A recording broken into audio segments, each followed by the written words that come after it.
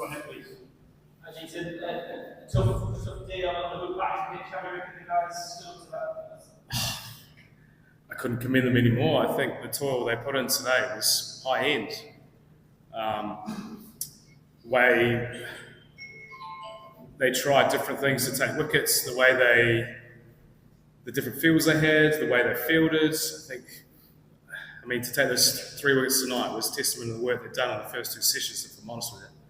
I think we're pretty happy with how it's ended up, 4 down. Obviously, we'd like them 6 down, 10 all out, but you're in the subcontinent and you're just playing different conditions. And how would you go in terms of resilience out there, the conditions, the big stand that's occupied for 6 hours or something? Would a break definitely with sort of heads up? Yeah, guys were fizzing all day. I mean, it really is surprising. I suppose back in the day we've got a lot of people down, but we talk about the positive moments and trying to affect the game positively. And the guys went out in that 3rd session knowing what they had to do, but also with enough energy to be able to affect it. I'm just really proud of going through that. It's pretty hot out there. It's pretty docile at times. Probably expected it to do a little bit more this morning. It didn't, but that's okay. We'll find out if it does the same tomorrow or not. But no, it was a pretty strong day for the lads. And in terms of your side of things on spin, how much did you see Jack back inside there, and how involved was he today in terms of why he take a little bit of time and dragging it back when the roots will get away with it a little bit? Jack was amazing. I mean, coming back after his first test after a while, I think he was top draw and setting the fields he'd set, but then bowling to those fields. I think he was perfect. He was perfect in what he did, and so was Bash. Bash missed a little bit, but ultimately he was pretty good. We'll go Chris Stocks and then Stefan PakVsEng. Hi, big wicket for Chris Stocks there at the end, and also the team. What effect did that have on Chris for the rest of this series in terms of confidence? Give his own 6 record, chat about that going into. Chris bowled well all season.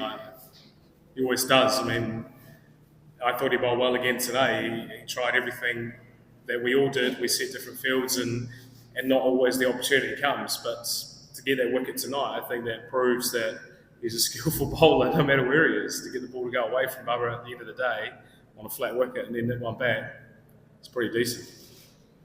You basically for the other seasons today, it wasn't easy going, was it? But just stuck in there. 100%, mate. Casey was amazing. He was up at 90 mile an hour. Gus taking wickets at the back end of the day through skill alone, let alone just the pace that he's usually produced. The seamers were fantastic. They were dripping by the time they came back in, but they still went back out. And they still went back out with an energy to try and take another wicket and look for the next opportunity. I think they did as well as they could today on a wicket that didn't receive. Steph? Did the pitch surprise you? There's a lot of chat in the run-up about how it might be on green and like that, a bit of a trim this morning. Surprise there? Yeah, I mean, we didn't really know what sort of pitch we were going to be facing against. It's been covered all week. We had a little look at it yesterday. It looked like it had been watered, but also it's so hot here, it dries very quickly. We thought it might nip around a bit more this morning just because it's fresh, but it maybe did it for 5 overs, almost like a one-day wicket. But it didn't really keep the pace like we thought it would throughout the game because of the grass cover. We thought it might have a bit more pace throughout the day. It didn't really keep that, and I think that's just the heat. But you still got to take 10 wickets and then look to take the next 10 wickets, don't you? So we've just got to keep looking at different ways, and whether that's different lengths, different lines, just keep finding ways to do it. With that, with the pitch being covered this morning, I know you want to change the team at all, but that's the risky one, isn't it? Oh, mate. It's not my pitch. I'm away from home. It's pitch is a pitch, so no, it doesn't bother me. Okay, get the front here. Hi, this is Guru from Britain. So do you think as really there was not much help for the bowlers on the pitch, so do you think we can see some turn and spin later that has been like on day 3 or day 4?